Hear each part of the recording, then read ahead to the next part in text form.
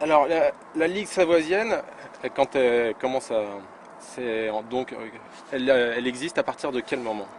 Bah, à ce moment-là, quand j'ai rencontré Jean de Pingon, on s'est fait la carte d'identité.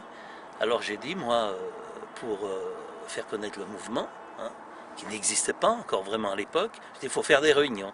On s'est mis d'accord avec Jean de Pingon, on a fait un tableau ensemble et on a démarré les premières réunions de la Ligue savoisienne. Il y en a une qui était non officielle au départ, qu'on a fait à Faverges, c'était une toute petite réunion, mais la première réunion officielle a démarré à Fesson-sur-Isère en Tarentaise. En Tarentaise. Et de là alors, a démarré vraiment la Ligue savoisienne. À cette première réunion, À cette première réunion, Jean de Pingon parlait de l'histoire et moi je parlais de la Ligue savoisienne. Et puis les gens adhéraient, prenaient leur carte d'identité. Et parti de là, on a parcouru la Grande Savoie pour faire des réunions un peu partout. Et puis c'est vite monté, la température des Savoisiens a vite monté. Il y a beaucoup de gens qui adhéraient dans nos réunions, ils prenaient leur carte d'identité, les plaques de voiture, etc., etc. Et on est passé à faire des salles de 600-700 personnes, comme c'était le cas quand on a fait une réunion à Frontenex, pour passer ensuite dans des salles de 1000 personnes. On arrivait à réunir des réunions de 1000 personnes. Aucun parti politique en Savoie pouvait réunir autant de monde que nous. alors à partir de ce moment-là, quand vous réunissez autant de gens, comment ça se passe? Bah, disons qu'on avait monté une structure après, parce qu'il y a tellement de choses à dire là-dessus. Moi, j'abrège un peu, hein. On a monté une structure, on a monté un bureau. Moi, j'étais le président de la Ligue savoisienne. Après, Jean de Pingon a voulu faire rentrer Abeille, secrétaire général. Puis après, il y avait un trésorier, Cavalier, qui est décédé à l'heure actuelle. Et puis, on est parti faire nos réunions tous les trois, comme ceci, quoi. Voilà. Chacun prenait sa parole, au point de vue, chacun avait sa phase de parole déterminée. À l'époque, donc la Ligue savoisienne, c'est quoi votre mot d'ordre, Ben, votre discours? c'était la Savoie libre. C'était la Savoie libre, tout simplement. Refaire renaître l'État souverain de Savoie, hein, tout simplement. Et si on avait continué dans ce sens-là à faire des réunions, on n'aurait pas eu tous ces problèmes. Après, on aurait peut-être pu monter vite fait à 20 000 personnes en l'espace de quelques années. Alors Ouais. quand vous faites là, qu'est-ce qui se passe mal? Comment ça se passe pour que... Bah, il se passe mal, il se passe une chose. euh, il s'est passé des choses bizarres. Moi, j'étais mis en dehors de la Ligue savoisienne. 3 jours après une réunion à Thiers, en Haute-Savoie.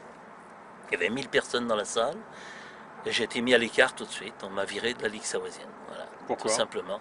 Bah, Abeille le dit dans une interview. Il le dit en Savoie. Jean-François Perronnier, c'est un colporteur. Il dit.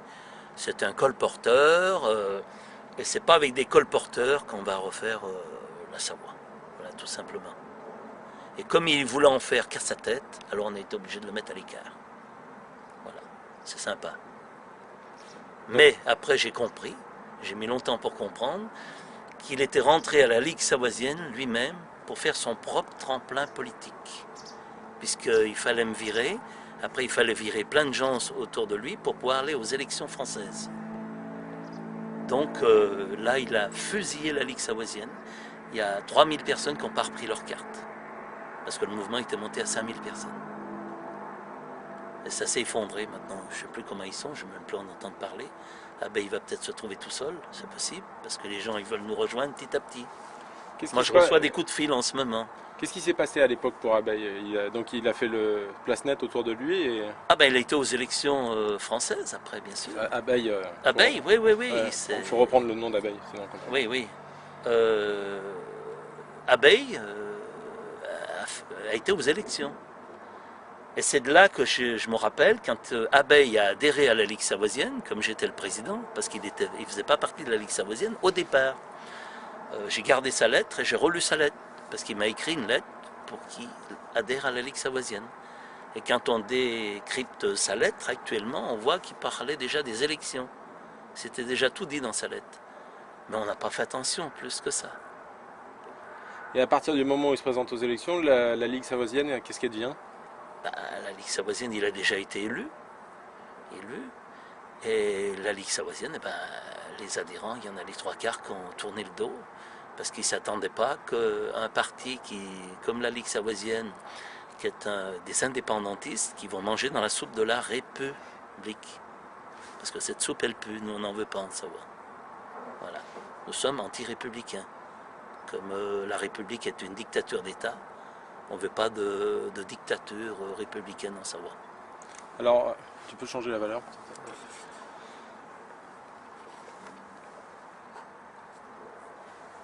Alors aujourd'hui, on en est où de... Bah, Vous en êtes où disons, moi, comme j'étais mis à l'écart de la Ligue savoisienne, j'ai beaucoup été contrarié, puisque comme j'étais mis à l'écart après, on m'a pris ma maison, hein, on m'a plumé beau propre, on m'a tout pris.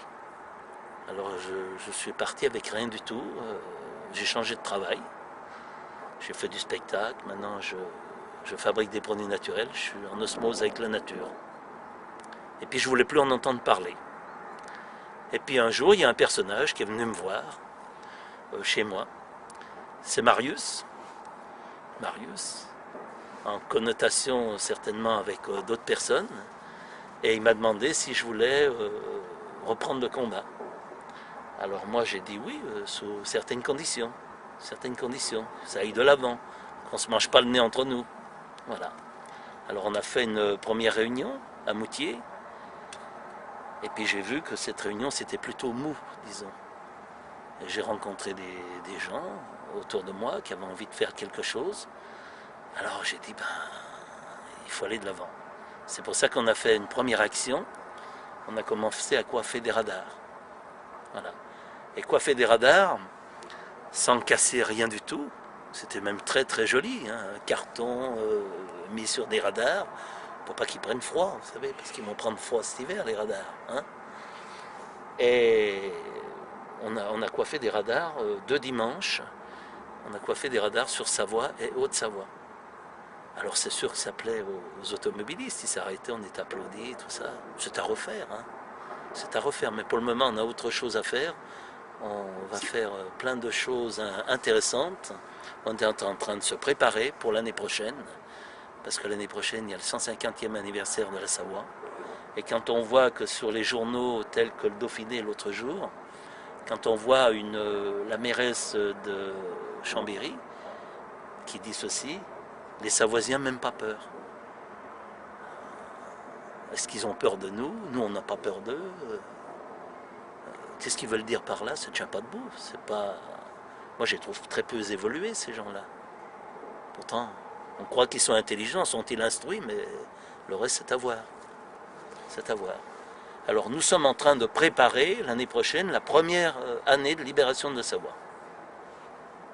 Voilà, c'est tout. C'est clair et net. Puisque maintenant, nous avons aussi le droit international avec nous. Nous, on ne se bat pas avec des armes. Hein. Moi, je ne suis même pas chasseur, vous voyez. Je suis incapable de tirer sur un gibier. Alors, on se bat avec nos armes juridiques. Est-ce que vous êtes des terroristes? Des terroristes? On n'est pas des terroristes, puisque moi, je vous dis, je suis incapable de me servir d'une arme, de quoi que ce soit. Et puis, quand on fait des actions, on y fait en plein jour. L'autre jour, quand on était coiffé les radars, on a fait ça en plein jour. C'est qu'on n'a pas peur, puisqu'on est chez nous ici. La France est hors la loi en Savoie, on est chez nous. A peur de quoi? On a vaincu la peur. Les Savoisiens ont vaincu la peur. Alors, ils n'ont plus peur de la France. Puis la France est en train de s'écrouler. Alors ce droit international, vous pouvez nous en parler un petit peu? Il y a des gens juridiquement qui sont plus qualifiés que moi à parler de droit. Vous les avez peut-être interviewés, peut-être.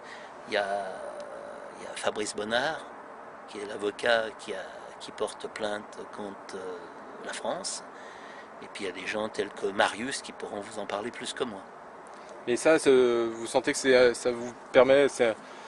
Ah ben oui, ça nous permet d'aller au combat beaucoup plus serein qu'avant, bien sûr. Et puis surtout, pas de bagarre. Comme vous dites, nous ne sommes pas des terroristes.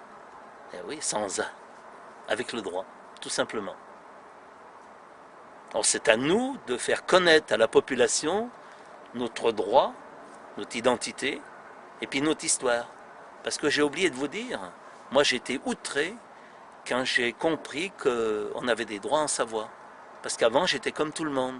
À l'école on ne nous a jamais appris notre histoire, notre identité, nos droits. C'était tout caché ça. Jamais on nous a appris. Vous vous rendez compte? C'est grave ça quand même. Et moi quand j'ai appris qu'on avait des droits, c'est là que j'ai été bouleversé. Moi j'ai jamais fait de politique, moi. J'ai jamais fait partie d'aucun parti politique. Puis en plus je vote pas puisque je suis anti-républicain. Vous voyez? Alors qu'on n'aille pas me traiter d'extrémiste, c'est facile de traiter d'extrémiste. Quand on vous traite d'extrémiste, bien souvent c'est que vous ne rentrez pas dans le moule de la République. C'est pour ça. Alors moi je suis fier aussi de ne pas rentrer dans le moule de la République. Voilà. Alors ça vous bouleverse, vous apprenez votre histoire, vous apprenez vos droits. Et en plus on vient d'apprendre tout récemment, la France n'a pas déclaré à l'ONU article 44, etc. etc. Comment, Alors ça devient grave. comment, si on parle d'histoire, comment on vous a appris l'histoire à vous? L'histoire, on a appris l'histoire de France. L'histoire de Savoie, on n'a jamais rien appris. On nous a simplement dit que bon, il y avait le duc de Savoie était roi d'Italie, c'est tout. On nous a jamais appris notre histoire. Et nos parents et nos arrière-grands-parents ne connaissaient pas l'histoire aussi, ça a tout été caché. Comme une amnésie un peu? Ah bah attendez, vous vous rendez compte, moi j'aurais pas perdu aussi mes grands-parents à la guerre de 14-18. C'est un génocide savoisien. On n'était pas obligé de servir sous les drapeaux français. On a violé aussi la neutralité de la Savoie. On a violé la petite zone franche, la grande zone franche, etc. etc.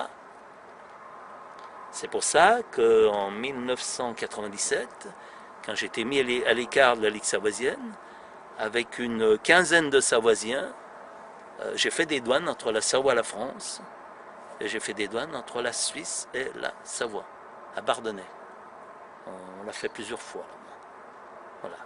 Moi, personnellement, j'ai remplacé les douaniers pendant 20 minutes à Bardonnay. Les douaniers étaient dans les guérites, parce qu'ils sont hors la loi. Ils ont été condamnés le 7 juin 1932, pour n'avoir pas respecté les zones franches. Alors quand on apprend tout ça, après on a envie de faire des douanes partout, entre la Savoie et la France. Un jour, je me suis installé avec des amis aux Marches, à la borne, entre la Savoie et la France. Ça a été filmé par la télé à l'époque, 8 Mont Blanc, je crois. Ça a été diffusé sur les ondes un peu partout. C'est peut-être des choses à refaire. Et aujourd'hui, vous avez envie de faire quoi? C'est quoi votre volonté? Ben, notre volonté, on va préparer plein de choses dans les mois à venir pour faire connaître nos prochains mouvements. Parce que maintenant, il va y avoir beaucoup de mouvements qui se mettent en place pour la Savoie. Il y en a déjà à peu près, pas des mouvements, des groupements. Des groupements. Vous avez par exemple Savoie Réveille-toi, vous avez les femmes de Savoie, vous avez le Réveil de Savoie, vous avez, j'ai oublié les noms, on est une dizaine déjà. Il va y avoir peut-être une trentaine de groupements avant la fin de l'année. Et vous pensez que c'est possible de fédérer tous ces... Ben, bien sûr, bien sûr. Bien sûr, parce que chaque groupement va s'occuper de quelque chose bien déterminé. Ah, merci. Voilà. On pourrait parler de la Savoie pendant des jours et des jours.